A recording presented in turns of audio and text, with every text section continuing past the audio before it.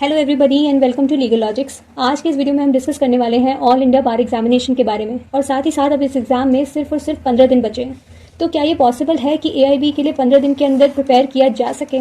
इस बात को जानने से पहले मैं थोड़ा सा एंगल चेक करती हूँ और आपको बताती हूँ कि ये ओपन बुक एग्जाम होता है जो कि 3 घंटे का होता है, जिसमें नेगेटिव मार्किंग नहीं होती है एंड सिर्फ 100 क्वेश्चन पूछे जाते हैं। एंड फिर भी 50% से ज़्यादा बच्चे हर साल इस एग्ज़ाम में फेल हो जाते हैं। Now moving to our basic question कि क्या इस एग्ज़ाम के लिए 15 दिन के अंदर प्रिपेयर हुआ जा सकता है? तो मैं कहूँगी हाँ, बिल्कुल हुआ जा सकता है।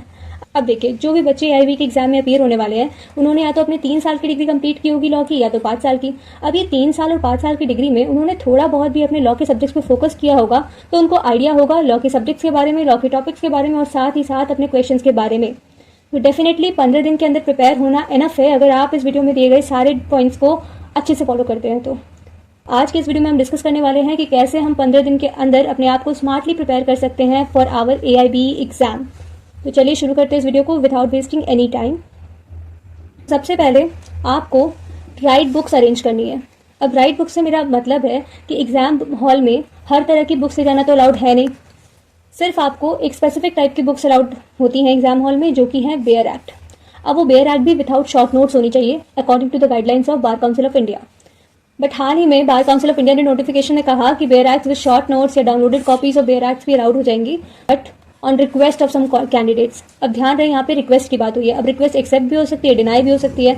अब ये तो इन्विजिलेटर या एग्जामिनर के डिस्क्रिशनरी के ऊपर है कि वो चाहे आपको अलाउ कर दे चाहे वो डिनाई कर दे। तो मैं आपको सजेस्ट करूंगी कि to be on safe side आप अभी से विदाउट शॉर्ट नोट्स वाली बेयर एक्ट अरेंज कर ले, चाहे आप अपने सीनियर से ले ले, चाहे किसी एडवोकेट से मांग ले, चाहे अगर आपके पास एनफ पैसे हैं तो आप खुद खरीद लें। आप कुछ भी कर सकते हैं, जो भी आपके लिए कन्वीनियंट हो। इन तीनों में से कोई भी चीज़ करें, बट अरेंज कर ले अगर आप अरेंज कर सकते हैं तो। और नहीं अरेंज हो पा रही है, आपके पास कोई ऑप्शन नहीं है अरेंज करने का, तभी आप इन दोनों चीज़ों के ऊपर जाए। नाउ एग्जाम हॉल में कोई भी इलेक्ट्रॉनिक डिवाइस अलाउड नहीं होती है, तो ज़रा सी भी चीटिंग करने की कोशिश ना करें। आप डिस्क्वालीफाई हो सकते हैं, आपका पेपर कैंसिल किया जा सकता है, तो ये सब हरकतें बिल्कुल भी ना करें। सिर्फ आप वाटर बॉटल ले जा सकते हैं, एनालॉग वॉच ले जा सकते हैं, आप इसको ज़रूर से लेके जाएं। इसकी इंपॉर्टेंस आपको एग्जाम हॉल में ही समझ में आएगी कि कितना ज़्यादा इंपॉर्टेंट रोल वॉच प्ले करती है। एंड साथ ही साथ admit card and ID card, सिर्फ यही चीज़ें आपको एग्जाम सेंटर के अंदर ले जाना अलाउड होगा। ध्यान रहे कि सिलेबस इज द की। आप शुरुआत करने से पहले, जैसे मैं समझ रही हूँ, आप अगर आज से शुरुआत कर रहे हैं तो आप सिलेबस उठाइए, सिलेबस को अच्छे से पढ़िए, कैटेगराइज करिए उसको कि वेटेज कितना है। वेटेज के हिसाब से आप सिलेबस को सिलेक्ट करें। जैसे CPC है वो 10 मार्क्स का है, अगर आप बिना सिलेबस देखे सीधा आप शुरू कर देते हैं IPR प्रिपेयर करना, जो कि सिर्फ 2 मार्क्स का है, और CPC छोड़ देते हैं जो कि 10 मार्क्स का है, आप सोचिए आपका कितना बड़ा नुकसान हो जाएगा। तो इन सब चक्करों में आप ना पड़े, सिलेबस को सबसे पहले देखें और उस हिसाब से चीज़ों को कैटेगराइज करें, उनको इंपॉर्टेंस दें एंड देन आप शुरू करें पढ़ना। Learn to read index. तो अगर आप AIB का पेपर देने जा रहे हैं और आपको इंडेक्स रीड नहीं करना आता है तो बस फिर तो ख़त्म हो गया। इंडेक्स रीड करना बहुत ही इंपॉर्टेंट टास्क होता है AIB के पेपर में, क्योंकि इंडेक्स से ही आपको मैक्सिमम इन्फॉर्मेशन मिल जाती है, कहाँ पे कौन सा सेक्शन है, किस चीज़ के बारे में बात करता है। तो आपको इंडेक्स रीड करना बहुत ही ज़्यादा अच्छे से आना चाहिए। अगर आपको नहीं आता है तो ऊपर मैंने लिंक डाली है, आप उससे इंडेक्स रीड करना देख लीजिए। मैंने बहुत ही कम टाइम में इंडेक्स रीड करना सिखाया है, तो आप वो चेक कर सकते हैं। एंड साथ ही साथ हर इंडेक्स को आपको कम से कम 2 बार पढ़ के जाना है खुद से, ताकि आपको पता रहे कौन से सेक्शंस है जो इंपॉर्टेंट है, कौन से रिपीट हो रहे हैं, आपको ऐसा ना लगे कि आपने कभी सुना ही नहीं है उन टर्म्स को। तो इन चीज़ों को अवॉइड करने के लिए 2 बार कम से कम आपको इंडेक्स पढ़ना ही है।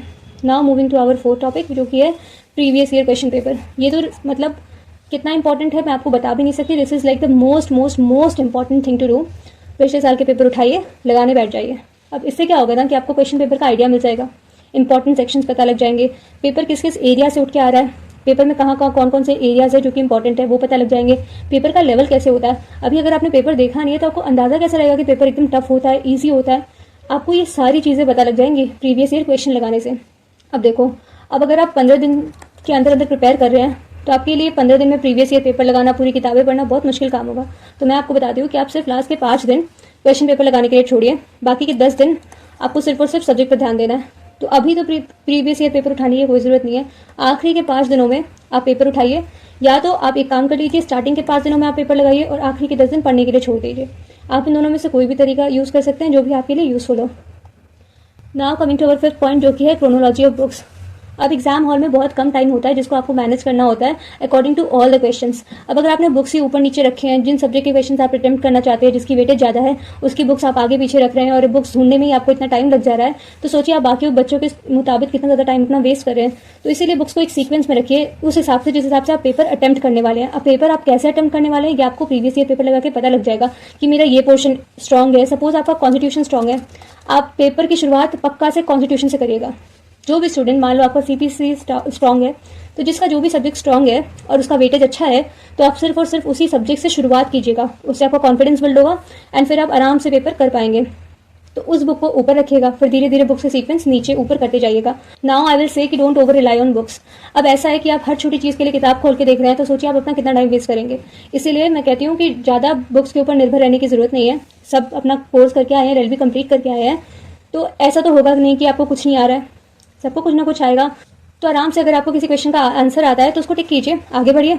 हर चीज़ जो आपको आती है फिर भी आप उसको चेक कर रहे हैं, तो सोचिए आप अपना कितना टाइम वेस्ट कर देंगे। तो ऐसा बिल्कुल भी ना करें। हाँ, अगर आपको कहीं डाउट है, कंफ्यूजन है, उस केस में आपको डेफिनेटली चेक करना चाहिए। अब बार काउंसिल ऑफ इंडिया ने मान लो कोई चेंज कर दिया डेट में या फिर किसी एग्जाम के सिलेबस में, पैटर्न में, तो प्लीज़ उस चीज़ के ऊपर अपने आप को मेंटेन रखिएगा।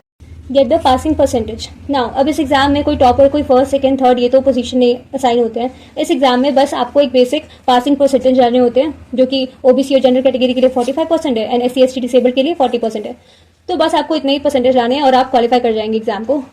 पर अगर आप ये सोच के जा रहे हैं कि सिर्फ और सिर्फ 45% में अटेम्प्ट करके आऊँगा, यार मैं तो 40% के लिए प्रिपेयर करने वाला हूँ, तो आप भूल जाइए कि आप पास होने वाले हैं।